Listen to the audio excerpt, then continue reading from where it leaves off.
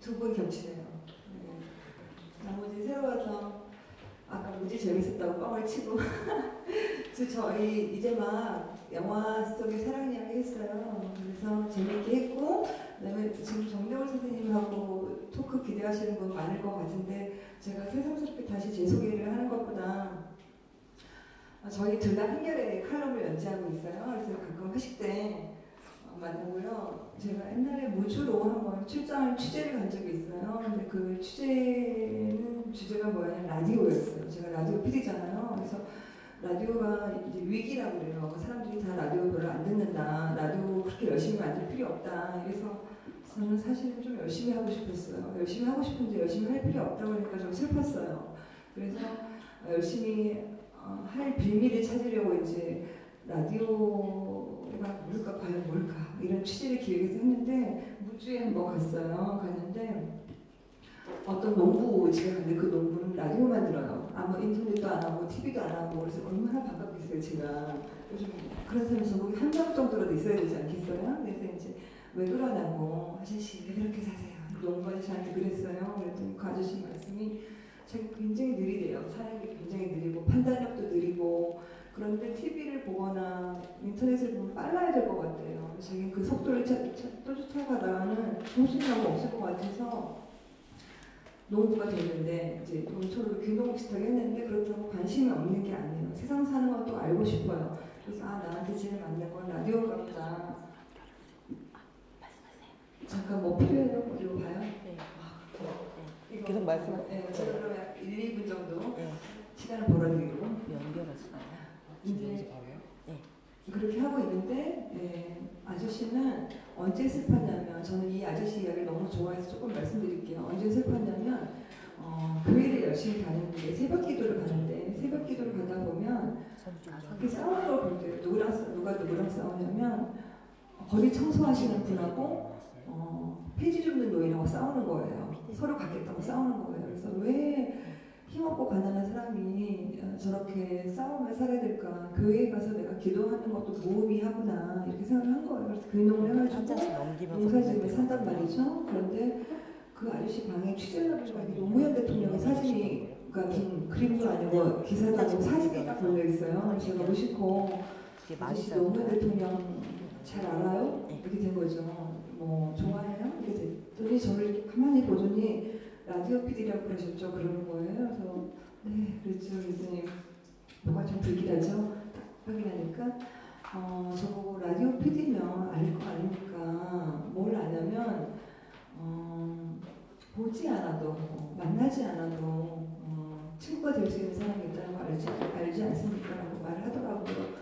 근데 저 깜짝 놀랐어요. 라디오 PD의 세계는 정말 그렇거든요. 왜냐면 우리는 다 소리만 있잖아요. 영상이 없잖아요. 그래서 어딘가 내 말을 알아듣는 사람이 있다.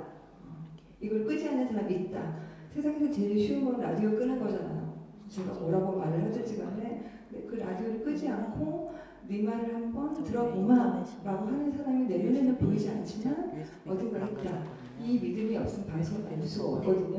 근데 그 부분한테 노무현 대통령의 사진이 그런 역할을 했던 거예요. 그래서 저한테 보이지 않지만 같이 말을 통하는 사람이 어디에 있는 가능성을 아는 게 라디오 PD 아니냐라고 할 때 제가 참 여러 가지 생각이 들었는데 이 이야기를 하는 이유는 정대월 작가가 저한테는 그런 사람이라는 뜻이에요. 그러니까 우리가 뭐 저기 1년에 한 번씩 그 밥 먹을 때 한 번 만나게 또 두 번? 두 번 한 사이밖에 안 되는데도 어디선가 정대월 작가의 글을 보면 제가 반갑고 무슨 말을 하는지 귀 기울이게 되고 그리고 잘 있나 심지어 안부까지 궁금하고 그래서 제가 이 행사를 누구랑 할래라고 물어봤을 때 제일 먼저 정대월 작가랑 하고 싶어요 라고 대답을 할 때 조금도 망설임이 없었어요. 그리고 저도 아까 김세윤 작가 때도 똑같은 말을 했지만 제가 김세윤 작가가 무슨 말을 할지 하나도 모르거든요. 기다려요. 나의 귀를 열게 해준 어떤 말을 기다리는 것처럼 오늘 저희도 또 호흡이라고 조금 더 맞춰보지 않고 왔거든요. 근데 어떤 말을 할지 저도 여러분처럼 기대하면서 또 이렇게 듣게 이런 자리를 알게 돼서 저도 기쁩니다. 일단 아까 안 계실 분들이 많아서 저는 CBS 라디오 PD이고 정혜윤 PD이고 그리고 이분은 제가 알기로는 베를린에서 귀국한 이무사를 위해서 귀국한 지 원래 올라고 했고 정명을 작가세요. 최근에 좋은 책으로 반응 어떻게 알았죠? 예. 네, 안녕하세요. 저는 정여울이라고 합니다. 문학평론가를 등자해서 쓰고 싶은 글을 마음껏 쓰고 있습니다. 예, 예전에 정혜윤 PD님을 작년 연말에 이제 한겨레 칼럼 쓰시는 분들하고 회식 때 만났을 때 저한테 막 비가 왔어요, 그날. 예, 비가 왔었는데 저한테 그런 말씀을 하시더라고요. 당신의 글을 보면 당신을 지켜주는 뭔가가 있는 것 같다. 예, 그런 말씀을 하시는 거 기억나세요? 예. 그래서 저는 되게 뜨끔했어요. 나를 지켜주는 뭔가를 이 사람도 느끼는구나. 그리고 독자들도 느끼겠구나 이런 생각이 들면서 그럼 나를 지켜주는 건 뭘까 도대체 그런 생각을 해보게 됐어요. 그래서 저를 지켜주는 이렇게 수호천사 같은 그런 힘들이 있는 것 같아요. 그건 꼭 한 사람만은 아니고요. 어떤 기억인 것 같기도 해요. 예, 근데 그 기억은 가장 많이 지켜주는 기억 중에 하나가 사랑했던 기억인 것 같아요. 그래서 그 사랑의 기억은 꼭 그 사람이 내 옆에 있어서가 아니고 이제 대부분 곁에 없죠. 모두 그 기억 속에만 있는 사람들인데 굉장히 이별은 아프고 그리고 정말 안 좋았으니까 헤어졌겠죠? 예, 안 좋았으니까 헤어졌겠지만 헤어진 이후에도 시간이 오래 지나면 이상하게 좋은 기억만 저는 남더라고요. 예, 그러니까 나쁜 기억은 잘 안 하게 되고 그것도 일종의 자기 방어 기제인 것 같기도 해요. 예, 왠지 좋은 기억만 남겨두고 싶고 나쁜 기억은 그냥 우리가 좀 운이 나빴다 아니면 그때 우리가 너무 어렸다. 예, 그리고 서로를 잘 몰랐었지. 예, 그리고 참 그때는 많이 힘들었지 이런 생각을 하면서 그 좋은 기억들에서 배운 어떤 지혜라든지 어떤 통찰 같은 게 아직도 저를 지켜주고 있다는 생각이 많이 들었어요. 예, 그래서 이 강의를 그러니까 강의라기보다는 토크라고 하셔서 저는 좀 마음 편하게 왔는데 이렇게 와주신 분들도 이렇게 근데 너무 호기심에 가득한 표정으로 보시면 저희가 너무 좋아요. 예, 불타는 눈빛으로 쳐다보시니까 약간 부담스럽기도 하고 저는 안 부담스러워요. 이렇게 둘이 성격이 달라요. 굉장히 다른 노래 좋아해요. 네, 굉장히 다른 성격이지만 만나면 할 말이 되게 많은 사람들이 있는 것 같아요. 그래서 정혜윤 PD님도 저에게는 그런 존재시고요. 멀리 있지만 항상 궁금하고 그분의 글을 읽으면 왠지 대화하고 있는 듯한 예, 저는 그냥 읽기만 하고 그분은 쓰시기만 하는 그런 일방적인 관계잖아요.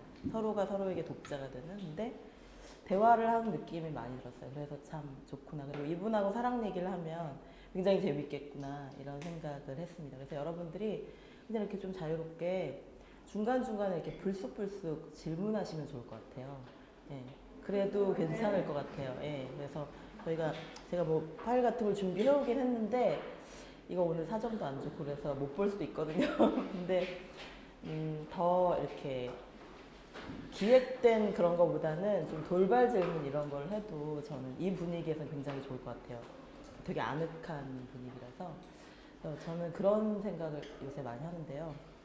사랑과 연애와 결혼이 현대인에게는 그게 일치해야 된다는 강박관념이 있는 것 같아요. 사랑하는 사람이랑 연애해야 되고 연애하는 사람이랑 결혼도 해야 되는 이게 짝이 없나요? 제가 또 약간 시간을 때우고 있어요. 예. 그러면 그냥 할게요. 그냥 할게요. 괜찮아요. 보고 싶은데 한번 더 시도해보면 안 될까요? 네. USB 있습니다.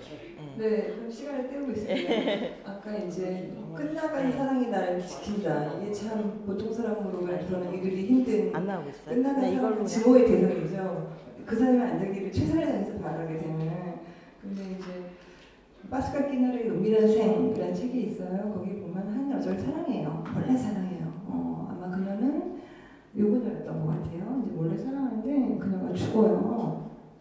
그래서 나중에 그 장면을 어떻게 묘사했냐면 그녀는 내 털과 속에 같이 이렇게 흘러다니다가 누가 내 이름을 부르면 나와 함께 라고 대답한다라는 문장이 있어요. 제가 이 표현을 굉장히 좋아하는데 왜 우리는 우리가 사랑했던 사람을 나의 자존감 한 증거 상실된 자존감, 고양된 자존감의 한 증거로만 받아들이기 때문에 그게 잘 안 돼요. 근데 생각해보세요. 아까 제가 김세호 씨랑 토크할 때 사랑의 지속 이야기 했던 것 같아요. 우연과 필요한 사이의 지속 이야기 했었는데 뭘 지속시키고 싶어 하지? 내 삶에서 뭐를 지속시키고 싶어 하지? 그 질문에 나와 사랑했던 사람이 나와 함께 네 라고 대답하길 바라는 순간이 언제인지 한번 떠올려 보시면 좋을 것 같아요. 그래서 삶에서 내가 지속시키고 싶은 어떤 생각들, 어떤 태도들과 분명히 연결되어 있을 거라는 느낌이 저는 들어요. 그리고 아까 그 정유미 작가가 나를 지켜주는 어떤 것들이라고 표현했는데 저도 정유미 작가의 글을 보면 이 사람 왜 그런 느낌을 받냐면 왜 저희가 되게 고독감을 이제 약간 저기서 호소하게 돼요. 누가 내 마음을 알아줄까? 뭐가 안 알아주면 너무하죠 몰라주면 이제 이런 것들이 사실 사랑하는 사람한테 기대하는 건데 정유미 작가 같은 경우는 이제 사랑 이야기로 들어가기 위해서 이 말을 하는 건데 내가 한때 사랑했던 것들을 어떤 부분을 계속 끌어안고 건축하고 쌓고 하는 그런 흔적들이 저한테 참 많이 보였던 것 같아요. 그래서 지금 시도하고 있으니까 네. 가장 올해는 사랑에 관한 책이 본물을 이루었어요. 그렇죠? 네, 올해 뭐 제가 오늘 제목으로 했던 사랑은 왜 아픈가라는 책도 참 좋았고 정혜은 작가는 어떤 책 좋아하셨어요? 사랑은 왜 아픈가 실제로 제가 행사도 했고요. 그 다음에 그 바우만 리퀴드 러브도 나왔고요. 네. 그 다음에 그 최근에 여러분 아셨어요? 그 슬라이버 지젝이랑 알렌 바지가 어쩌다 이런 이야기 혹시 신문에서 보신 적 있어요? 네, 뭐 커뮤니즘 학생들이 한국에서 열려서 지젝과 바디우가 왔다는데 바디우라는 작가는 어떻게 이제 주로 이야기가 되냐면 사랑을 최초는 아니지 최근에 사랑을 진지하게 사유의 대상으로 삼는 사람이다는 이제 말들을 그 얘기를 해요. 그 할아버지 얘기를 해요. 근데 이 할아버지 뒷담화를 약간 하자면 이 할아버지랑 제가 하루 동안 같이 다녔거든요. 근데 이 할아버지는 커뮤니스트잖아요. 저희 말에 커뮤니스트다 하면은 공산주의 정치적인 문제로 생각을 해요. 근데 그게 아니라 뭔가를 공유한다는 거예요. 뭐를 공유해? 근데 우리나라 공유 경제 이렇게 되면 나한테 불필요한 것, 지금 나한테 필요 없는 걸 누구랑 나눠준다. 이게 저희가 생각하는 공유 경제 뭐 이런 거잖아요. 근데 그때 공유주의는 그게 아니라 아주 너무 필요한데 나누겠다는 거예요. 나한테도 너무 중요하지만 나누겠다. 나누기 힘든데 나누겠다 이거예요. 그래서 이런 코미언에 관한 공통적인 게 뭔가 생각할 수 있게 해주셨는데 그 아저씨는요 사람과 공유를 해요. 그래가지고 넘겨주세요. 가져갈 수 있어요? 절대 말하면 안 돼요. 그래가지고 왜 말하면 안 되는지 모르겠는데 우리 좀 낯서니까 그래서 월요일 화요일에 부인이 있고 수요일 목요일에 부인이 있고 금요일 토요일에 부인이 있어요. 그래서 이 부인들 각자가 친구예요. 부인들끼리도 친구예요. 그리고 저랑 있을 때는 세실이라고 월요일 화요일에 부인이 같이 내한하셨어요. 이번에 제가 그 부부를 관찰할 기회가 있었거든요. 70살, 76살 이제 이런 부부들인데 딱 한마디 하잖아요. 이렇게 무슨 말을 하잖아요. 그럼 눈이 딱 마주치면 그 말을 너무 금방 알아보는 거예요. 상대방이 무슨 말을 하고 어떤 반응을 보이는지에 대해서 아는 거예요. 그러니까 이 상대방을 나만큼이나 쏙쏙들이 아는 그 어떤 시선들이 있잖아요. 그런 게 되게 저는 느껴지더라고요. 그래서 이 바지우 할아버지가 쓴 책은 사랑 예찬이라는 책이에요. 그 책은 사랑에 관해서는 제가 볼 때는 정말로 놀라운 책이라고 생각해요. 왜냐하면 제가 삶을 바꾸는 책 읽기에서도 한번 그런 표현을 썼는데 우리 줄에서 하면 사랑하는 두 사람이 하나가 되게 해주세요. 그런 뭐 검은 머리가 어떻게 될 때까지 이런 거 하잖아요. 핫브리 그죠?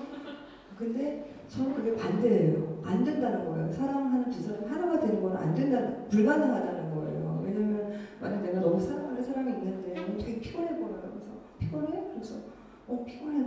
그걸 가늠할 수 있어요? 얼마큼 피곤한지 가늠할 수 있어요? 절대 못한다고요. 5시 55분에 뭐 했는지 알 수가 있어요? 없어요. 뭐 때문에 기분이 나쁜지 알 수가 없어요. 대신 뭐가 가능하냐면 둘이 셋이 되는 거 가능한 거예요. 그게 바디우 할아버지가 말하는 거거든요. 근데 둘이 셋이 된다 그러면 우리 둘이 만났는데 셋이 된다고 되게 아기를 출산하는 거 생각하잖아요. 근데 그 할아버지는 그게 아니라 진리를 출산하는 거. 우리 둘이 아니면 둘 사이 둘이 만나서 어떤 일이 벌어지는 거예요. 우리 둘이 만나지 않았으면 벌어지지 않았을, 태어나지 않았을, 낳지 못했을 어떤 일을 낳는 거. 이게 사실 발디오 할아버지 사랑에서는 굉장히 중요한 거예요. 이가 일이 되는 게 아니라 이가 삶이 되는 문제인 거죠. 저는 그 생각을 사실은 책을 보면서 책을 읽다가 책을 사랑하게 되니까 알게 됐던 것 같아요. 왜 저희가 그 책을 읽으면 그냥 나는 독자라고 생각하잖아요. 그래서 그 책을 되게 평가하게 돼요. 이 책을 정여울 글 너무 좋아. 정여울 이 부분 잘 쓴 것 같아. 이렇게 하잖아요. 그게 아닌 거예요. 책을 진짜 사랑하면 정여울이랑 나는 책을 생각하면 꺾게 하고 뭘 쓱 낳는 거예요. 쓱 풍덩 이렇게 낳는 거예요. 그래서 책을 읽으면서 그 책을 읽지 않았으면 내가 하지 못했던 생각들 때문에 내가 변하는 거.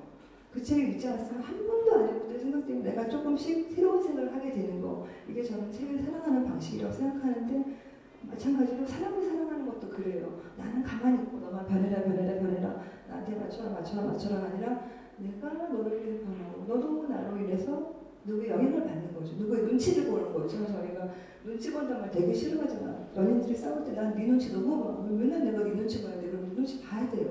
누군가의 영향을 받아야 돼요. 쓸데없는 맨날 타인의 시선에 신경 써 그런 말 하잖아. 너 왜 남의 신경을 그렇게 쓰니? 남의 신경이 아니라 내가 사랑하는 사람의 신경을 쓰게 되는 일이에요. 내가 사랑하는 사람이 나한테 영향력을 행사해서 나한테 벌어지는 어떤 일 때문에 태어나는 제 삶의 무엇 이것에 대한 감각 같은 걸 저는 바디오 할아버지한테 배웠던 것 같아요. 저는 사랑의 찬이라는 책을 굉장히 좋아해요. 그래서 다시 이야기를 들어가면 제가 진행자잖아요. 그러니까 저는 말을 조금 하고 좋아요. 왜 사랑은 아픈가부터 들어가면 되나요? 아니면 네. 준비하신 같이 이렇게 얘기할 수 있을 것 같아요. 네. 방금 얘기하신 부분하고도 이 말이 통하는 것 같은데 아무도 신을 본 적은 없다. 하지만 우리가 서로 사랑한다면 신은 우리들 속에 있느니라. 저는 이 문장을 되게 좋아하는데요.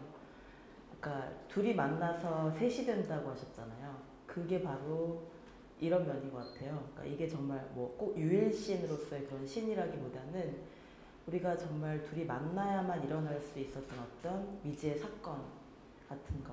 그리고 우리가 연애할 때 가장 피곤한 것 중에 하나가 그런 것 같아요. 저 사람이 나를 어떻게 생각할까? 예. 우리가 뭐 계속 사귈 수 있을까? 아니면 또 사랑하기 아직 연애가 시작되기 전에는 저 사람이 나를 어떻게 좋아할까 말까 막 이런 식으로 계속 그냥 둘만의 관계에서만 끝나기 때문에 그 관계가 굉장히 피곤해지고 오래가지 못하는 이유 중에 하나인 것 같아요. 그래서 요새 뭐 픽업 아티스트 이런 것도 유행한다고 하는데 저는 사실 그 직업이 있다는 걸 보고 너무 충격을 받았어요. 예. 근데 예전에 그런데 그 픽업 아티스트가 좀 아쉬운 점은 뭐냐면 그냥 유혹에서 끝나는 것 같거든요. 그러니까 사랑은 무엇인가라는 사랑이 우리 삶에 어떤 영향을 끼치고 그걸 통해서 어떻게 지속적으로 삶의 의미를 고민할 것인가 거기까지 나가지 않고 일단 어떻게 상대방을 유혹할 것인가 그게 너무 초점에 맞춰져 있어서 네, 그래서 그런 것이 상대를 정말 육체적 정복의 대상으로 생각하고 정말 낚시질의 대상으로 생각한다면 그건 정말 사랑이 아닌 것 같아요. 사랑이 아니고 물론 그런 그분들을 폄하하려는 생각이 아니라 우리의 연애를 그런 식으로 이렇게 축소하려는 어떤 연애를 상품화하는 그런 움직임이 실제로 있는 것 같아요. 그래서 그런 것들이 좀 안타깝고 그리고 요새 재미있는 통계 자료들이 많이 나오더라고요. 그러니까 저는 통계를 믿지는 않는데 통계가 알려주는 어떤 상징적인 이미지는 있다고 생각하는데 예를 들면 이런 거더라고요. 요새 20대들한테 물어봤더니 이제 그 연애를 하는 이유, 연애를 하는 가장 큰 이유 중에 하나를 뭘 꼽았냐면 35% 정도가 꽤 많은 1위가 정서적 안정감을 얻기 위해서래요. 그러니까 그렇게 묻는 그걸 이제 오지선다로 하는 것 자체가 좀 웃기긴 하지만 그것이 가장 큰 이유가 뭔가 상대를 통해서 안정감을 얻기 위해서라면 그건 좀 연애 자체의 속성이랑 안 맞는 거죠. 연애는 원래 불안한 건데 연애는 결혼을 해도 사실 결혼을 한다 하더라도 계속 연애는 계속 되려면 그 불안한 상태를 서로 견디면서 계속 또 다른 사랑을 계속 만들어 가야 되거든요. 예. 종착역이 아니라 그러니까 결혼도 종착역이 아니고 끊임없이 새로운 관계를 만들려고 노력하는 사람들이 오래 가고 또 그 관계를 그래서 이제 여기서 말하는 것처럼 어떤 신을 아무도 본 적이 없는 신을 그 관계에서 만들어낼 수가 있는데 그걸 어떤 관계에서 그냥 이제 그 둘 사이에 어떤 계속 뜨거운 그 열정이 계속될 거라는 환상, 예. 그건 참 피곤한 것 같아요. 모두가 그럴 수는 없거든요. 예. 그래서 그런 이 매혹이라는 거, 유혹이라는 것은 연애의 시작일 뿐이지 그것이 어떤 진리라든가 뭔가 이렇게 그 지속적으로 우리가 추구해야 될 가치가 되기는 어려울 것 같아요. 예. 물론 유혹이 나쁘다는 건 아니에요. 당연히 그게 있어야 우리가 사랑을 시작할 수 있는데 그거에 너무 목을 매달면 우리가 피곤해질 수밖에 없고 끊임없이 막 꾸미고 서로 예쁘게 보기 위해서 꾸미고 막 키 크게 보이기 위해서 키 높이 구두 신고 막 이래야 되는 그 피곤한 일상에서 벗어날 수가 없을 것 같아요. 그래서 정말로 더 나은 연애를 위해서는 어떤 걸 해야 될까 그런 생각을 되게 많이 했는데 저는 방금 말씀하신 그게 굉장히 중요한 것 같아요. 셋이 되는 것. 셋이 되기 위해서는 저는 그 연애를 둘러싼 그 관계 속에서 커뮤니티가 필요한 것 같아요. 그러니까 뭐 단지 뭐 친구들한테 잘해야 된다, 남자친구의 친구한테 잘 보여야 된다 이런 뜻이 아니라 관계를 만들어서 무엇을 할 것인가가 더 중요한 것 같아요. 예. 그러니까 일단 뭐 사랑이 아플 수밖에 없는 이유는 그 사랑을 통해서 우리가 얻으려고 하는 바라보는 그 목적지가 서로 조금씩 다르거든요. 예. 근데 현대인은 어떤 사람은 마음의 안정감을 얻으려고 하고 그리고 어떤 사람은 어떤 육체적인 결핍을 해소하려고 하고 어떤 사람은 너무 외로워서 예. 근데 이런 것들이 그건 좀 일시적인 필요지 그게 사랑의 이유가 될 수는 없는 것 같아요. 예. 그리고 연애와 사랑과 결혼이 반드시 일치할 수는 없고 예. 그리고 일치할 수 없다는 걸 받아들인다는 거가 일단 되게 중요한 것 같고요. 그래서 우리의 사랑이 그냥 사랑해서 잘 우리가 열심히 사귀어서 결혼하자 이런 것에서 끝나는 것이 아니라 우리의 사랑으로 과연 무엇을 할 것인가 예, 그걸 함께 이야기하는 그런 관계가 될 수 있을 때 그 사랑을 통해서 뭔가 계속 끌어낼 수 있고 의미 있는 커뮤니티를 만들 수 있고 그런 사람들이 저는 되게 부럽거든요. 둘이 만났는데 뭐 어떤 새로운 공동체 운동 같은 걸 한다든지 이렇게 해서 둘의 꿈이 비슷해서 그 꿈을 함께 이뤄가는 사람들 예. 이런 사람들은 정말 그것 때문에 아이가 없어도 그 관계는 굉장히 오래 갈 수 있고 그러니까 사랑이 결국은 우정과 함께 갈 수 있을 때 그리고 그냥 둘만의 사랑과 우정에서 끝나는 것이 아니라 그 주변 사람들을 행복하게 만들 수 있는 그런 관계가 될 때 그 사람은 정말 축복받은 사람이고 예, 오래 갈 수 있는 관계인 것 같아요. 예. 예. 아무도 신을 본 적은 없다. 우리가 사랑한다면 신은 우리들 속에 있느니라. 요한의 첫 번째 편지인데 요한이 누굽니까? 요한은 그 성경에 나와요. 요한. 네, 신이라고 그러니까 네. 좀 약간 예. 너무 부담스럽나요? 네, 이렇게 바꿀 수는 있을 것 같아요. 네. 신앙? 그러니까 왜 우리는 자기 자신에 대한 믿음도 있어야 되고 타인에 대한 믿음도 있어야 돼요. 그래서 자기 자신에 대한 믿음이 나는 계속 이런 사람일 수 있다. 나는 지금 말한 바와 같은 그런 사람일 수 있다. 이런 게 사실은 자기 자신에 대한 신앙인 것 같은데 그런 약속들을 서로 안 하려고 그러죠. 내가 어떻게 하고 앞에 내가 어떻게 될지.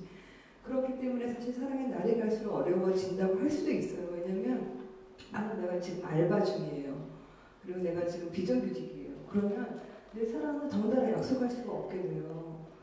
왜 사랑은 아픈가 최근에 나온 책 그리고 그 전에 나온 아주 훌륭한 사랑책 사랑은 지독한 혼란 네. 그 책이 공통적으로 지적하는 건 뭐냐면 사회가 사랑 속에 들어왔다는 거예요. 우리는 너랑 성격이 안 맞아. 너 진짜 인간성이 뭐야? 라고 말을 하시면 그 성격이 어떤 성격일까? 인간성이 어떤 인간성일까? 사실은 노동시장이나 사회가 쑥 들어와서 벌어진 어떤 일인 거예요. 그래서 이혼 법정에서 너 때문이야, 너 때문에 여자가 어떻게 조금 말을 하지만 그 이혼 재판관 앞에서 하는 말들이 다시 가만히 엄청난 백그라운드를 사회적 배경을 갖고 있다는 게 사랑을 지속하는 혼란 그리고 왜 사랑은 아픈가 책이 공통적으로 지적을 하는 거란 말이죠. 그래서 아무리 우리가 연예의 기술 30일 만에 사로잡고 50일 만에 내란적을 만들고 화성의 언어를 하고 해도 아무 소용이 없는 어떤 일인 거죠. 그래서 인문학이 사실은 사랑에게 굉장히 중요함에도 불구하고 테크니컬한 그게 굉장히 어장관리품으로 진행되고 있는 것에 대한 이야기 제가 하고 싶고요. 아까 이제 정혜물 작가의 말 중에 또 그 정복의 대상, 사람을 정복의 대상으로 삼는 건 피곤한 일이다라고 말하는데 피곤한 일인가 동시에 뭐가 있냐면 어떤 심리가 제가 볼 때는 있냐면 무엇을 지속시켜야 될지 저희가 잘 모르는 것 같아요. 아까 지속성 이야기 나왔잖아요. 난 너랑 헤어지기 싫단 말이야. 난 너 없으면 안 하는 거지 않단 말이야. 할 때 뭘 지속시키고 싶죠? 사실은 그 질문은 계속 끝날 때까지 가지고 있었으면 좋겠어요. 네, 지금 이거는 정여울 작가의 책인 것 같아요. 아닌가요? 아직 안 나오는데요. 네. 여러분이 최초로 보시는 책이에요. 그래서 사랑에 대한 감사합니다.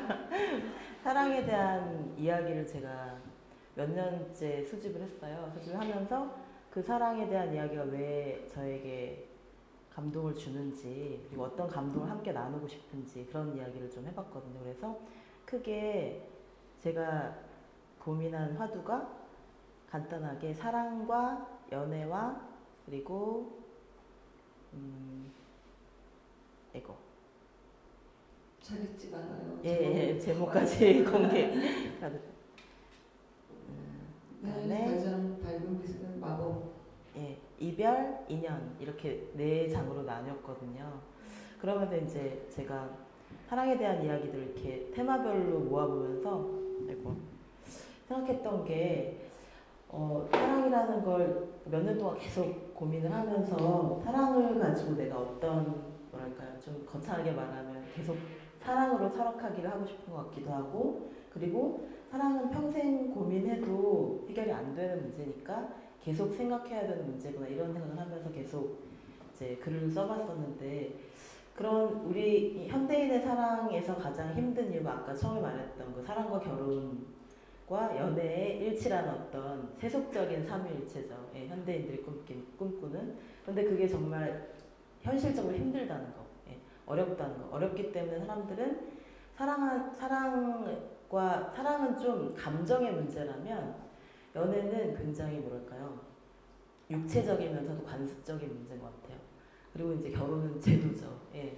결혼 이게 너무나 다른 욕망에서 움직이는 것들이기 때문에 그걸 일치하려고 하는 것 자체가 불가능한 것 같아요. 그래서 우리는 뭐 어떤 사람들 보면 그 모두가 일치해 보이는 정말 행복한 커플도 있잖아요. 예. 근데 그건 정말 극소수고 그 사람들은 운이 좋기도 하지만 노력하는 사람들이 대부분 그래요. 예. 그러니까 계속 연애하면서도 사랑하면서도 결혼까지 한 사람들의 특징은 정말 극소수인데 그런 사람들은 끊임없이 노력해요. 좀 피곤할 정도로 저건 너무 지나치게 사랑하는 게 아닐까 이런 생각이 들 정도로 노력하는 사람들이고 대부분의 그러니까 실패한 커플들, 힘들어하는 커플들의 특징을 아직 그렇게까지 노력해보진 않은 것 같아요. 예, 아니면 그 노력이 일방적이거나 한 사람만 노력하는 경우 예, 그런 생각들을 많이 해봤는데 근데 지금 제가 좋아하는 사랑 이야기들은 대부분 성공한 사랑 얘기는 없어요. 대부분 슬픈 사랑 이야기고 그리고 그런 것들이 정말 우리에게 어떤 가르침을 더 많이 주는 것 같아요. 예. 욕망이라는 이름의 전차 네. 이야기랑 저과 네. 빨리 들어보고 싶네요. 아 그럴까요? 예, 다는 못하는데 욕망이라는 이름의 전차는 사실 이 여자는 한 번도 제대로 사랑해 본 적이 없는 여자인 것 같아요. 블랑쇼. 예. 근데 그 블랑쉬가 이름 자체도 이렇게 순수하다는 그런 뉘앙스잖아요. 근데 순백의 아주 순결한 이미지. 그런데 블랑쉬는 그러니까 항상 옛 저택에 대한 그리움을 갖고 있거든요. 굉장히 부잣집 딸이었는데 그 시절에 대한 환상에서 벗어나지 못한 거예요. 예. 그래서 벨 에포크라고 하죠. 예. 개인마다 다 벨 에포크가 있었던 것 같아요. 여러분들은 지금일지도 몰라요. 예. 그리고 아주 어렸을 때일 수도 있죠. 그런데 진짜 불행한 삶은 가장 좋았던 시절이 너무 오랜 옛날에 있었던 사람들. 예. 그렇게 가장 좋았던 시절이 옛날이라면 돌아갈 수가 없거든요. 예. 그러니까 끊임없이 그 시절을 그리워하면서 좋았던 옛 시절을 그리워하면서 삶이 앞으로 나갈 수가 없는 거죠. 예. 위대한 개츠비도 그렇고 개츠비는 정말 부자가 됐는데도 그 여자가 데이지가 옆에 없다면 끊임없이 불행을 느끼는 거죠. 예. 남들이 보기에는 이제 행복해도 되는데 행복할 수 있는 그런 기회를 스스로 놓치고 있는 거죠. 예. 그런 사람들의 특징은 계속 그 가장 좋았던 인생의 클라이막스를 과거에 두는 거죠. 그래서 이런 경우에 이 욕망이라는 이름의 전차에서 블랑쉬 같은 경우는 그러니까 누군가 자기를 사랑했던 적도 있어요. 예. 그렇지만 그 사랑을 받아주지 못하고 자기는 이 끊임없이 이렇게 뭐랄까요 공주처럼 떠받들어지는 그런 삶에 대한 그리움 때문에 자기 자신에 대한 어떤 지나친 사랑 때문에 남을 사랑하지 못하는 것 같기도 해요. 그리고 그 자신에 대한 사랑이라는 것이 정말 건강한 자긍심이라기보다는 어떤 조건, 예. 우리 집엔 이런 것도 있어야 되고 나는 이 정도 옷은 입어야 되고 막 이런 허영심 있죠. 예. 그런 허영심 때문에 자기가 그런 것이 없으면 자기의 어떤 사회적인 레벨이 유지되지 않는다고 생각하는 거죠. 근데 그 허영에서 벗어나지 못하는 그 여성이 사실은 테네시 윌리엄스의 재능이기도 하고 그 캐릭터의 아름다움이기도 한데 그런데도 사랑스러워요. 예, 그런데도 너무 사랑스럽고 이 여자가 파멸할 것을 알면서도 예, 이 마지막 대사가 되게 유명하잖아요. 저는 항상 낯선 사람들의 친절에 의지하면서 살아왔다고. 예. 근데 낯선 사람들의 친절에 의지하면서 살아가는 그 삶이 사실은 너무 비참하거든요. 예. 낯선 사람들만 얘한테 친절해 주는 거예요. 친밀한 관계를 예. 맺지 못하는 거죠. 예. 알수록 안 친밀해지는 거죠. 예. 그래서 정말 그 롱텀 릴레이션십이 불가능해지는 거죠.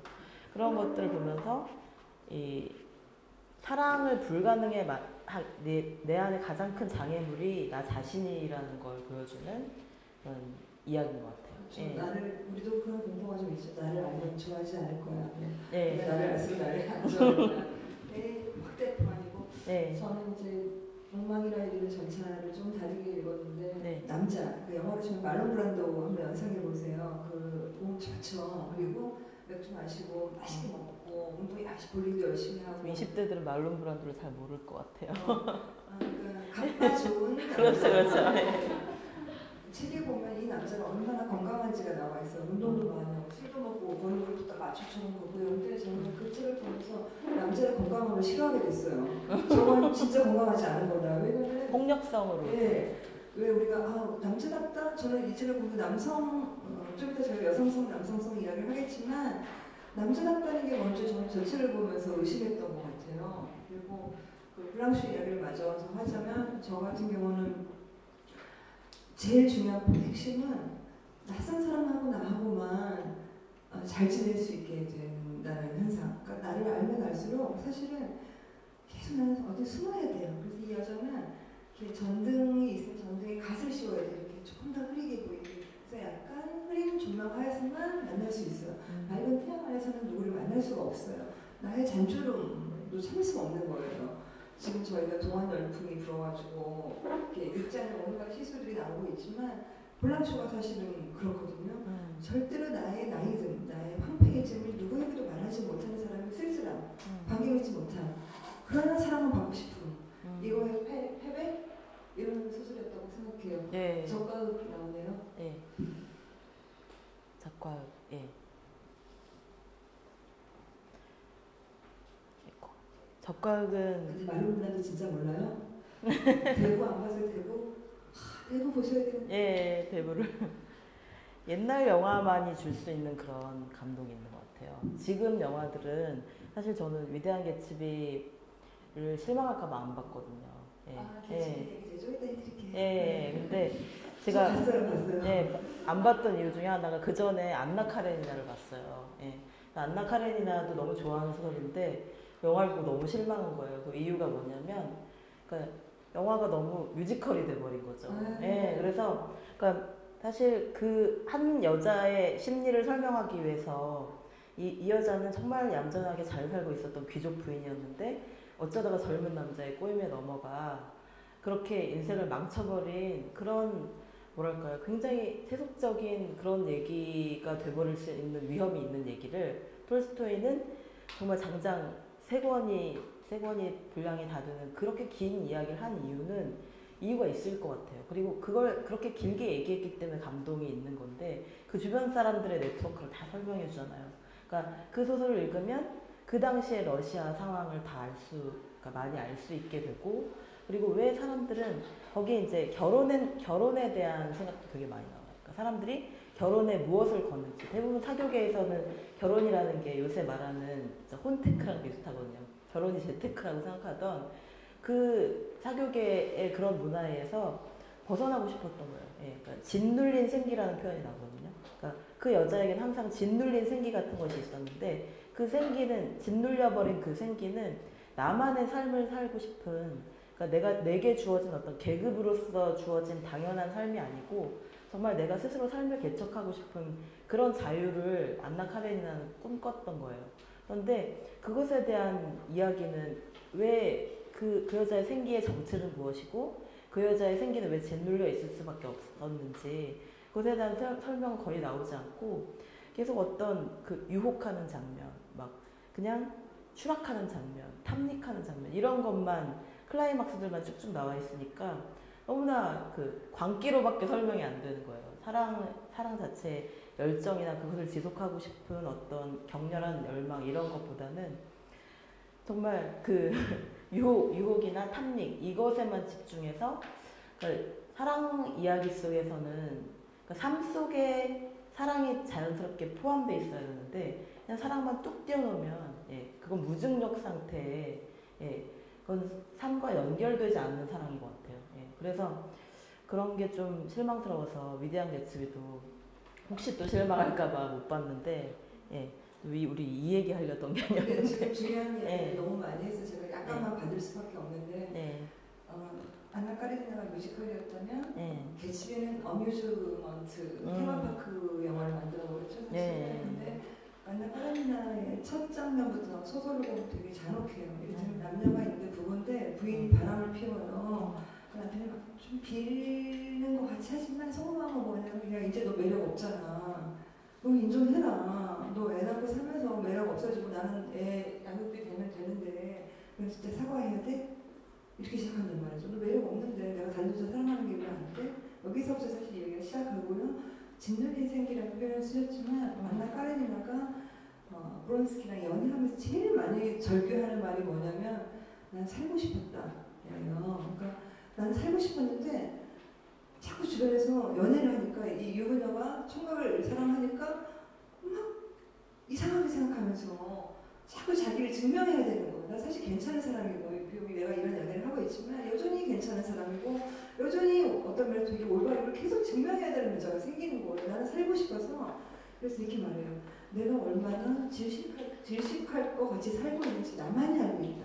그 나만이 알고 있는 그 질식할 것 같은 짓눌린 느낌을 그럼 어떻게 해소하고 살아야 되는지 특히 결혼이라는 제도 안에 들어갔을 때 이 결혼이 너무 답답하고 짓눌려 있는데 그럼 내가 어떻게 짓눌리는지 다 말하고 다녀야 돼? 어떻게 들고 나가야 돼? 사실 안나 카레니나는 삶으로 그 얘기를 하고 싶어 했던 거라고 생각을 하고요. 되게 이제 중요한 말씀 중에 하나가 진짜 좋은 사랑 소설은요 절대 사랑 이야기만 하지 않아요. 아까 좀 전에 저희 500일간의 썸머 봤죠. 그 썸머 봤는데 그 영화에 이런 문장이 나와요. 이거는 한 남자의 사랑 이야기가 아니다. 분명히 사랑 이야기거든요. 근데 한 남자의 사랑 이야기 아니다라고 감독이 선언을 해요. 분명히 사랑 이야기인데 왜 그런 선언을 하는 거야? 이거는 한 남자, 한 여자에 관한 이야기다. 한 남자, 한 여자 인생 이야기다라고 말을 해요. 지금 사랑에 대해 생각하면 참 많이 생각해요. 근데 진짜 좋은 사랑 소설들은 주인공들, 등장인물들, 조연들의 삶이 풍부하게 다 자기 이야기를 갖고 있어요. 그 와중에 벌어진 어떤 일이 사실은 자기 이야기를 갖고 있지 않는 사람의 맹목적인 사랑 이야기가 아니라는 거죠. 그래서 아까 삶 속에 사랑이 있지 않고 사랑만 있을 때 무중력 상태라는 말은 그렇게 이해하시면 어떨까 싶은 제 생각이고요. 네. 적극으로 가죠. 개츠비 좀 있다. 예. 벽과극은 이제 사실은 좀 오늘날하고 좀 다른 분위기의 예, 그런 사회적 배경이긴 하죠. 예. 그런데 이 줄리앵의 어떤 욕망 이거는 굉장히 현대사회 청년들하고도 비슷해요. 예. 그러니까 나쁘게 말하면 굉장히 속물적인데 예. 그러니까 어떤 역사적 인물로 치면 이제 끊임없이 나폴레옹 같은 사람이 되고 싶어 하잖아요, 줄리안이. 근데 나폴레옹의 특징은 왜 인생의 가장 밑바닥에서 가장 최고의 자리에 올라간 사람의 모델이죠. 예. 그러니까 줄리앵은 자기가 굉장히 핍박받는 그런 정말 가정 환경이 안 좋았거든요. 늘 그 차별받고 아빠를 부끄러워하고. 예, 그런 전형적인 그 정말 부모복이 없는 가족복이 없는 그런 집안에서 태어났는데 이제 홀로 얘가 똑똑하는 거예요. 개천에서 용이 났는데 개천에서 용이 나더라도 그 개천이 정말 그 용을 받쳐줄 수 있는 개천이 있고 아닌 경우가 있는데 이 경우는 아니었던 거죠. 예. 주변 사람들이 얘가 잘 되는 걸 바라질 않아요. 예. 그러니까 얘는 끊임없이 이 정말로 내가 정말 성공하기 위해서는 나를 키워줄 수 있는 어떤 밭을 찾아야 된다고 생각하는 거죠. 예. 그런데 그 뜻하지 않게도 이제 자기가 첫사랑에 빠진 여자, 예. 그 여자의 집안이 약간 그런 역할을 해줬던 거예요. 예. 근데 그 첫사랑에 빠진 여자가 가정교사로 일했던 그 집의 그 사모님이었던 거죠. 예. 예, 들 에날 부인이죠. 근데 그 들 에날 부인도 그러니까 사랑을 통해서 또 운명이 바뀌는 그 자기를 둘러싼 그 세계를 바라보는 눈이 완전히 달라지는 경우를 보여주는데 이 드 레날 부인은 정말 아무런 문제가 없었거든요. 예, 정말로 행복하게 살아가는 귀족 부인이었는데 드 레날 부인이 줄리앵을 보면서 아 내가 겪고 있는 내가 누리고 있는 이 모든 삶이 모든 행복이 당연한 것이 아니구나 그걸 처음으로 느끼게 되고 자기 남편이 얼마나 속물적이고 그리고 뭔가 정말 뭐랄까 새로운 꿈이 없고 그냥 현상 유지가 전부인 그런 죽은 사막 같은 그런 사람인지를 이 소년 거의 소년이죠. 예, 정말 젊은 청년을 통해서 알게 되는 거예요. 예, 그러니까 안나 카레니나랑도 약간 비슷하죠. 그 레날 부인의 심리가 그 사랑하는 사람을 처음으로 진짜로 그러니까 사랑을 몰랐던 거예요. 그냥 뭐 정혼자랑 결혼을 했으니까 그리고 그것이 전부인 줄 알고 그리고 이 여자에게는 그러니까 자녀가 전부였던 거죠. 예, 남편에 대한 사랑이 별로 없으니까 자식만 중요했던 그런 삶을 살고 있었는데 정말로 사랑이라는 게 어떤 건지 너무 늦게 알아버린 거죠. 예, 너무 늦게 알아버려서 막 불타오르는데 그런데 그걸 또 지속할 수는 없었던 거예요. 예, 그래서 이 친구는 다시 다른 밭을 찾아가게 되겠죠. 예, 마틸드라는 또 다른 귀족의 딸을 찾아가게 되는데 최고의 여자라고 예, 칭해지는. 그렇죠. 예, 근데 마틸드는 또 굉장히 특이한 것이 그러니까 마틸드는 오늘날의 드라마 퀸이랑 비슷해요. 예, 드라마틱한 여자 그 이야기에 열광하는 여성들의 심리 있잖아요. 뭐 섹스 앤 더 시티나 이런 것들을 좋아하는 여성들의 심리를 반영한다기보다 오늘날로 따지면 그런 여성인데 그리고 뭐 위기의 주부들에 나오는 수잔 같은 끊임없이 사건을 열망하는 여자예요. 예. 근데 마틸드는 자기의 사랑이 소설 같기를 바라는 거죠. 예. 굉장히 드라마틱하고 극적이고 그래서 자기의 사랑이 소설 같기 위해서는 뭔가 자기보다 좀 그러니까 많이 조건이 못하거나 아니면은 그런 상대를 원하는 거예요. 예. 그런 상대로서 마침 나타나줬던 거죠. 줄리앵이. 근데 이 사랑도 이 마틸드는 그런데 그 극적인 사랑을 원하는 거지만 그렇다고 해서 진짜 그 사랑을 유지할 수 있을 만큼의 또 용기가 있는 사람은 아니었던 거죠. 그런데 이 상황에서 마틸드랑 결혼을 하면 드레날이란다. 이 줄리앵은 성공할 수 있거든요.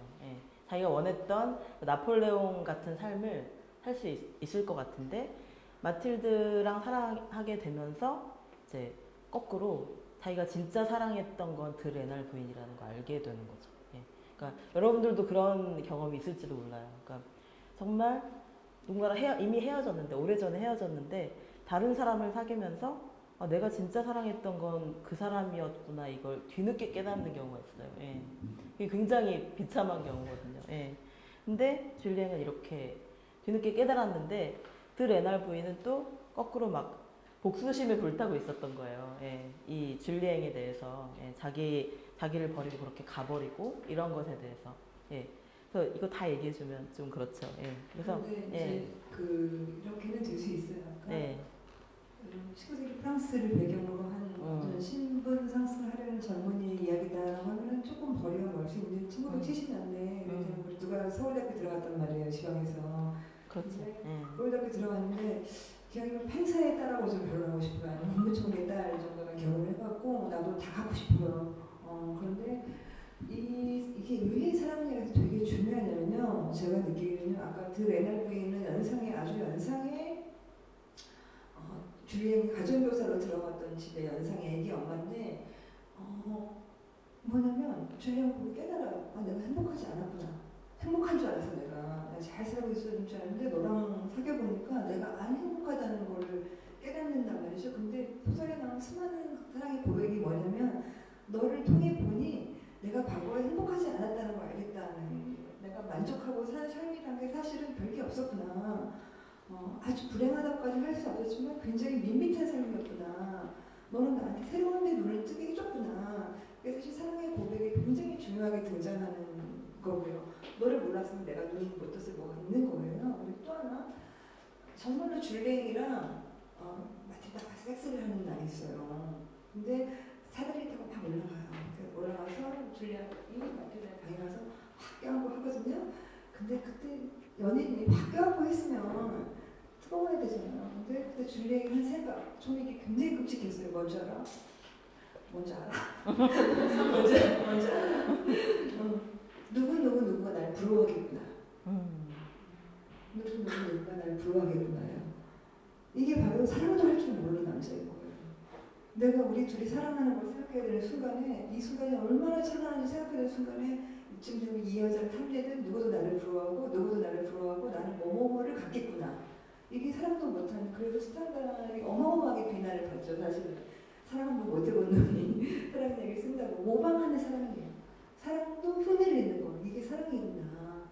흉내내는 거죠. 그리고 또 하나 흥미로운 게 적과를 읽으시는 분들은 줄리앵과 마틸다의 감정 싸움을 보시면 좋을 것 같아요. 줄리앵이 마틸다가 나를 사랑 않는 게 확연히 느껴져요. 그럼 엄청난 자기 비하에 빠져 저렇게 멋진 여자가 나를 좋아했을 리가 없어. 나도 이제 거리를 둬야지 막 이러면 그래서 정말 차가워지고 결심하고 막 차가워지면 마틸다는 또 이 남자가 차가워지면 뜨거워지는 거예요. 둘이 동시에 뜨거워지고 둘이 동시에 빛나는 순간이 없는 거 계속 시선타기인 거예요. 계속 무슨 게임 같은 거예요. 이 사랑의 장면은 네가 뜨거우면 내가 차갑고 내가 뜨거우면 네가 차갑고 이 절묘한 심리 묘사는 사실은 굉장히 탁월하게 저는 묘사가 되어 있다고 생각해요. 네. 그래서 지금 가질 수 없는 이야기에 빠져 있었어요.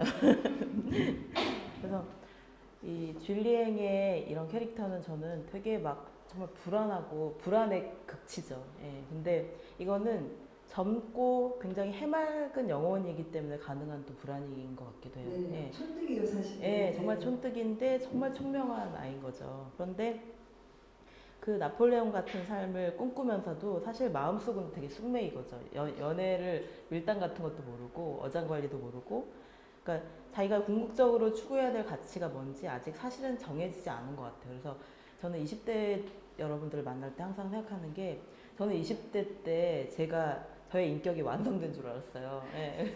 아니 그게 아니라 그러니까 제가 잘나서가 아니고 그냥 그 성격 그대로 갈 줄 알았어요.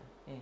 근데 시간이 지나니까 성격이 계속 바뀌더라고요. 예. 물론 아주 큰 틀에서 안 바뀌는 점도 있겠지만 저 친구들 뭐 동창을 한 10년, 20년 만에 만나보면 저한테 변했다는 말을 되게 많이 해요. 그런데 좋은 의미로 변했다는 친구들도 많았거든요. 그러니까 굉장히 불안하고 정말 뭐랄까 그러니까 픽 토라지고 진짜 잘 삐졌거든요.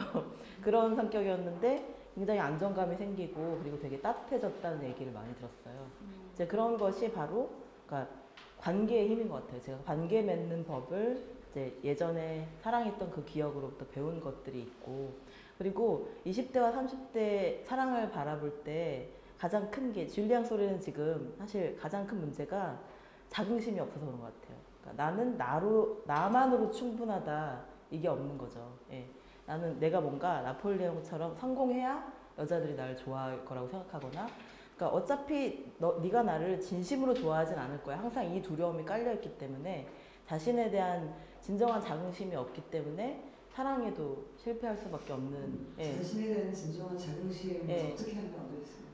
저도 그렇게 말씀하시면 잘 모르겠는데 그러니까 왜냐면 사랑에 빠진 사람들은 감정을 널뛰게 하나도 자존감이 굉장히 올라가고 너 때문에 동시에 너 때문에 자존감이 굉장히 하는 그렇죠, 그렇죠. 예.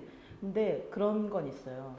20대 때 저는 그 사랑을 바라볼 때, 그러니까 약간 쪽팔리는 게 가슴 아픈 것보다 더 싫었어요. 예. 그래서 우리가 저희끼리 얘기할 때, 친구들끼리 얘기할 때, 아, 정주고 쪽팔렸다, 뭐 이런 얘기 많이 하는데, 혼자만 좋아했을 때, 예, 정주고 쪽팔린 건 정말 싫다고 얘기할 때, 그런 얘기를 했었는데, 지금 생각해보면, 가슴 아픈 것보다는 쪽팔린 게 훨씬 나은 것 같아요. 예, 가슴 아리하면서 계속 고백하지 않으면, 저는 항상, 그때는 몰랐거든요. 근데 고백하지 않은 사랑은 끝나지도 않는 것 같아요.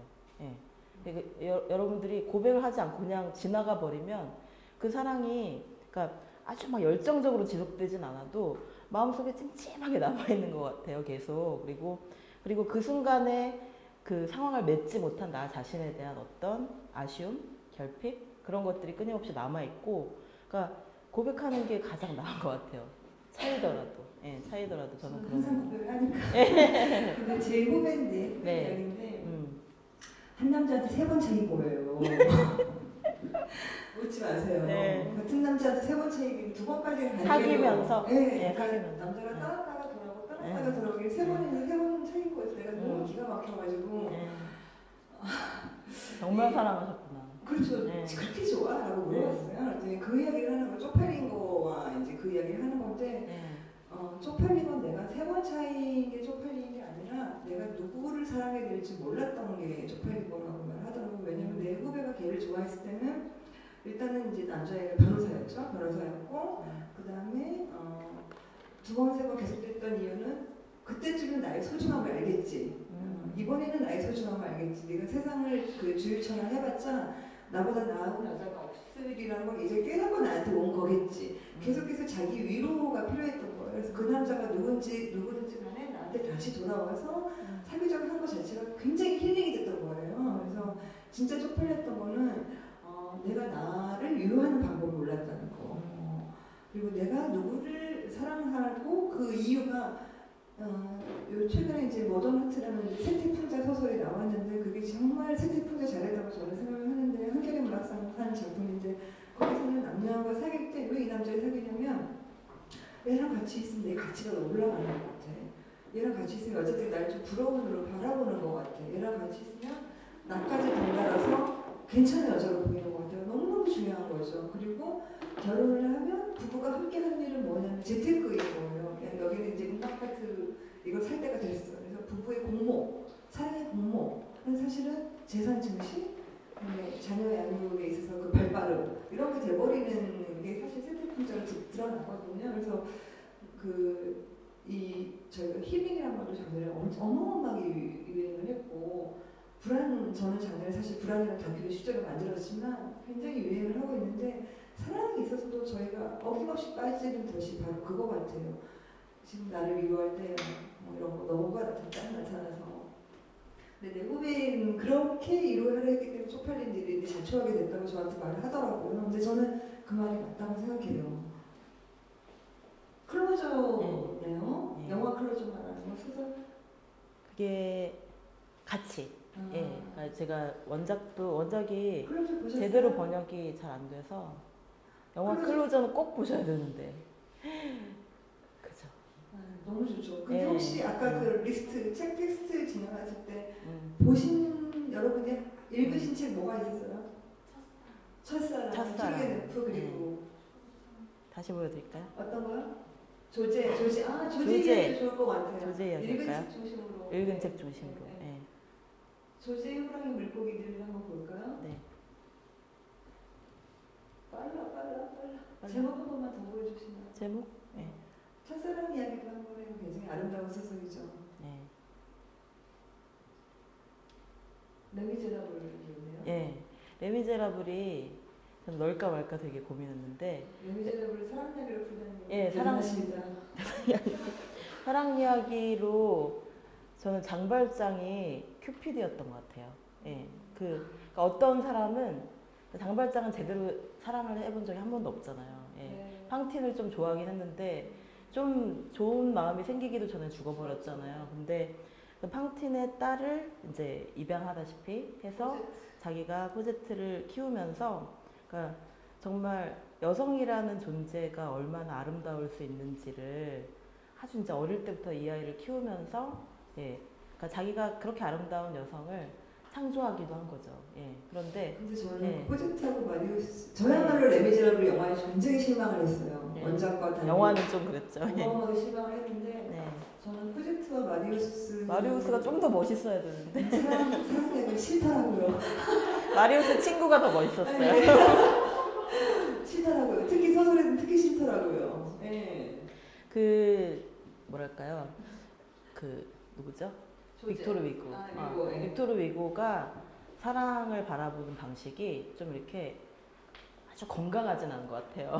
뭔가 이렇게 부서진 사랑을 보여주는데 파리의 노트르담도 그렇고. 근데 위고의 이 레미제라블에서 제가 주목하고 싶었던 거는 어떤 사람은 그러니까 사랑의 큐피드, 그러니까 에로스의 역할을 함으로써 그 에로스의 역할이 얼마나 중요한지를 보여주는 그런 이야기일 수도 있다고 생각했거든요. 그러니까 만약에 이 장발장이 그 마리우스를 업고, 예, 마리우스가 이제 거의 반시체 상태였잖아요.